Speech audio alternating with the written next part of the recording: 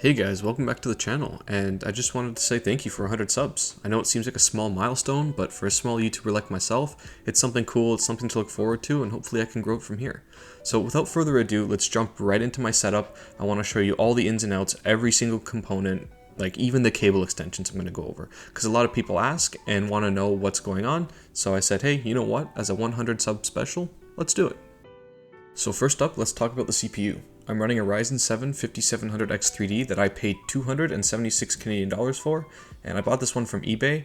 I saved about $30 or $40 as opposed to buying it directly from Canada Computers or Amazon, just because I didn't need the box or the cooler or anything like that. And this was a direct replacement to my 5600X, which I had originally bought when I first built this system. I think this is one of the best upgrades that I've made, and I've seen a huge increase in FPS, and even through video editing, it's been a lot smoother with all the effects and sometimes with some color grading as well. For my GPU, I went with the RX 6700 XT. When I was picking out my PC parts, this was pretty much a no-brainer because the other two cards that I was considering was the 3060 Ti and the 4060. And while the 3060 Ti probably would have been pretty good, its 8GB of video memory was kind of enough for me to try AMD for once, and I'm glad I did, because I've had absolutely no issues with this card. It's done absolutely everything that I've needed it to do, and even if I wanted to upgrade my monitor from 1080p to 1440p, I'm sure this thing would handle it just fine. The specific model that I have is the XFX Swift 309, and while I'm aware that it's probably not the best looking card out there, it performs the exact same as the higher end models, so I really have no complaints. The black plastic shroud is a bit ugly to some, but you know, sometimes beauty is in the eye of the beholder. As for RAM, I'm running 32GB of DDR4 at 3600 megatransfers.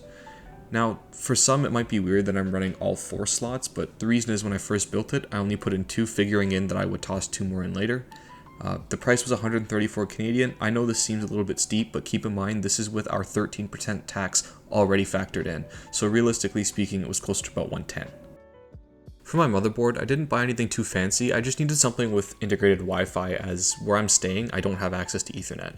So I chose this Asus Prime B550M, and so far it's been pretty good. It's got 2 M.2 slots, Wi-Fi 6, and Bluetooth 5.2. This is going to be a little embarrassing. I didn't realize it had Bluetooth until about a week ago, and I've had this thing for almost a year. So I've been plugging in my Xbox controller instead of using it wirelessly, so there's that. Another thing to note with this is I feel like the PCIe slot is pretty low compared to other motherboards, but that doesn't sound like much of a problem except for the fact that my case doesn't have much space below the GPU, so I wouldn't say it's suffocating, but it's certainly not having a good time. As for my case, I chose the Deepcool McCube 110. This case is pretty clean looking and is completely metal. It's also got a magnetic glass side panel, which I really appreciate, except the front airflow is absolutely terrible. When I remove the front panel, my CPU temps go down by about 10 to 12 degrees, which just shouldn't happen with any modern case. Also, the PSU basement is pretty tall, so that does restrict airflow to the GPU a little bit. However, the components that I'm running aren't exactly high power, and the temps are still more than acceptable. So overall, I would say this case is but I would look for something with better front airflow for sure. As for my power supply, as long as it was over 550 watt, I wasn't really too concerned. I also didn't want to buy an IED, so I just went with a brand name that I knew, Corsair. It's 650 watt, 80 plus bronze, and it's semi-modular. I mean, there's not really much more you need, so I think this was a pretty good budget choice. As for my CPU cooler, I'm running a Deepcool AK400, specifically the white one. The CPU cooler is great. It only cost me $35, and I honestly can't recommend this enough. It's super quiet, comes with a fan, and I just think it's fantastic overall. As for the fans, I didn't get anything too fancy. I got some white Thermalright fans on Amazon, and I ordered a total of 6 just because that best fit my case. I also had to buy a fan hub, and the reason for that was my motherboard only has 3 ports, and they're all in pretty terrible places. So I had to put the fan hub on the back, and I put all the fans into that one hub, which is obviously what they're for. And it works great. The fans are quiet, they look great, and I have the RGB set to all white just because I like the way it looks, but they have so many colors, so you can do whatever you want with them pretty much. As for my SSDs, my primary drive is a Samsung 970 EVO Plus. This one I scored for $85 brand new. It was a pretty good sale, and I really didn't need the 980 or 990. I'm not doing anything too crazy. Also, don't ask me how a Team Group MP33 was more expensive at like half the read speeds, I bought them about a year apart. The MP33 was the newest purchase. I don't know if storage prices have gone up, but after looking through my receipts, it's pretty crazy that the Samsung drive was cheaper. The last part of this build are the cable sleeves. So I bought these Heimovin white sleeved cables. I know you probably haven't heard of the brand before, and neither have I, but they had really good reviews on Amazon, and they were only $23, so I picked them up. So far they've been great, and they also come with cable combs as well, so they keep the cables nice and organized. So before we get to the peripherals and other accessories I have with my PC, let's go over the actual cost of the system. So including taxes, this system ran me $1,358.19. This includes taxes and also includes the $140 I got back by selling my 5600X. Now, onto the peripherals. As for the camera that I use to film everything that isn't screen recorded, I use my phone, and I have a Samsung Z Fold 4.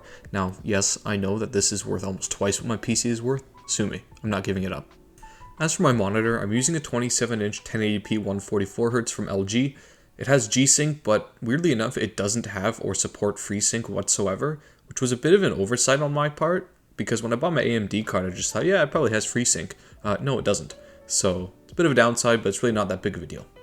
As for my mouse, I use a Logitech G305 Lightspeed. I upgraded from a G502, which I found a little bit too heavy and clunky, and so far I'm pretty happy with it. I don't need anything crazy like a super light, because I'm not a professional gamer, I'm just casual, but so far the battery has lasted me 3 months, which I find pretty incredible, and it's been really reliable. I've been tossing it in and out of my bag, bringing it to campus with me and back, so overall I would highly recommend this mouse. Now the last part of my setup worth discussing is the keyboard. So I have the Razer Huntsman Mini, which is a 60% keyboard, and I optioned it out with the purple clicky switches. I bought this originally when it first came out for $160, and admittedly that was a lot of money.